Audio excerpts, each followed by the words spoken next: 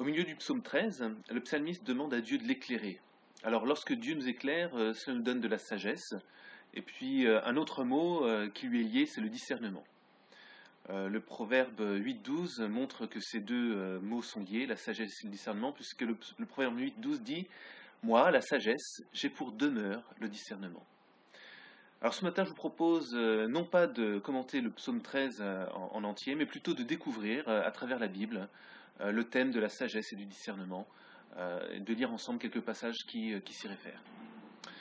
Donc, alors, à côté de David, il y a son fils Salomon qui a demandé à Dieu de la sagesse pour pouvoir gouverner son peuple. En 2 Chroniques, chapitre 1, versets 10 à 12, je vous lis l'histoire.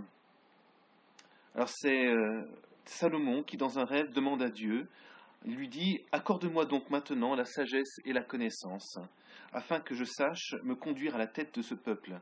Car qui pourrait gouverner ton peuple, ce peuple si grand ?» Dieu dit à Salomon « Puisque c'est là ce qui est dans ton cœur, puisque tu ne demandes ni richesse, ni bien, ni de la gloire, ni la mort de ceux qui te haïssent, que tu ne demandes même pas une longue vie, mais puisque tu demandes pour toi sagesse et connaissance, afin de gouverner mon peuple sur lequel je t'ai fait régner, la sagesse et la connaissance te sont accordées. » Et c'est un passage extraordinaire, puisque finalement, Salomon a de bons désirs en tant que roi. Il ne désire pas des choses pour lui-même, mais des choses pour les autres, pour gouverner les autres avec justice. Alors nous-mêmes, on n'a peut-être pas ces mêmes prétentions, on n'a pas autant de responsabilités, mais on a quand même la responsabilité de notre vie. Et dans notre vie de tous les jours, eh bien, des questions se posent de façon similaire. Qu'est-ce que je dois faire dans telle situation ? Comment le faire ? Avec qui le faire ? Quand le faire ? Et on a tous des questions de ce genre auxquelles nous devrions répondre, parce que finalement, nous cherchons non pas notre volonté en tant que chrétiens, mais la volonté de Dieu. Donc, regardons ce que le Nouveau Testament nous dit à propos de cette sagesse et de ce discernement. Alors tout d'abord, en 2 Timothée 1, verset 5, Paul dit à Timothée que nous n'avons pas un esprit de timidité, mais l'esprit de Dieu est un esprit de force, d'amour et de sagesse. Donc en fait, la sagesse ne se travaille pas comme si on devait travailler notre esprit humain comme les philosophes le font, mais il faut être en contact avec Dieu. D'ailleurs, c'est ce que Jacques précise en Jacques 1, verset 5. Il dit que nous devons demander à Dieu, sans douter, la sagesse, et il nous la donnera. Alors d'un côté, il y a cette sagesse qui vient de Dieu, que nous devons trouver en Dieu, et que Dieu nous donne par sa grâce, par son amour.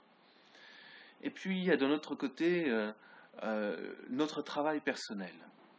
Nous devons éduquer nos pensées. La Bible nous demande de méditer les textes bibliques, de prier, de réfléchir, pour avoir une vie qui soit sainte. Et cela peut nous mener vers Dieu, bien sûr, et vers sa sagesse. C'est ce que le livre aux Hébreux dit, en Hébreux chapitre 5, au verset 14. Alors je vais lire quelques versets avant. À ce sujet, nous avons beaucoup à dire et des choses difficiles à expliquer parce que vous êtes devenus lents à comprendre. Alors que vous devriez avec le temps être des maîtres, vous avez de nouveau besoin qu'on vous enseigne les principes élémentaires des oracles de Dieu. Vous en êtes venus avoir besoin de lait et non de nourriture solide. Or, quiconque en est au lait n'a pas l'expérience de la parole de justice, car il est un enfant. Mais la nourriture solide est pour les hommes faits, pour ceux qui, par l'usage, ont le sens exercé au discernement du bien et du mal. Alors, par l'usage, on a le sens exercé au discernement du bien et du mal. L'usage, donc, l'utilité, par l'expérience, nous pouvons acquérir du discernement. Alors, l'exhortation de ce matin, quelle est-elle ? Je vous propose 2 choses. Premièrement, c'est que vous demandiez à Dieu de la sagesse, sans douter, que vous demandiez à Dieu sans relâche. Lorsque vous avez une situation à régler, un choix à faire, que votre premier réflexe ne soit pas de demander conseil aux hommes, mais de demander à Dieu, et d'avoir la patience de voir ce que Dieu vous dit. Ça, c'est la première exhortation. Et la deuxième, c'est de méditer les textes bibliques pour que vous puissiez avoir un discernement exercé au bien et au mal. Que par vos méditations, vous puissiez vous poser des questions sur est-ce que c'est juste, telle ou telle situation, ou est-ce que c'est injuste? Et que votre réflexion vous permette d'aller jusqu'au terme du discernement. Donc voilà, je vous souhaite de très bonnes vacances de Noël et à bientôt.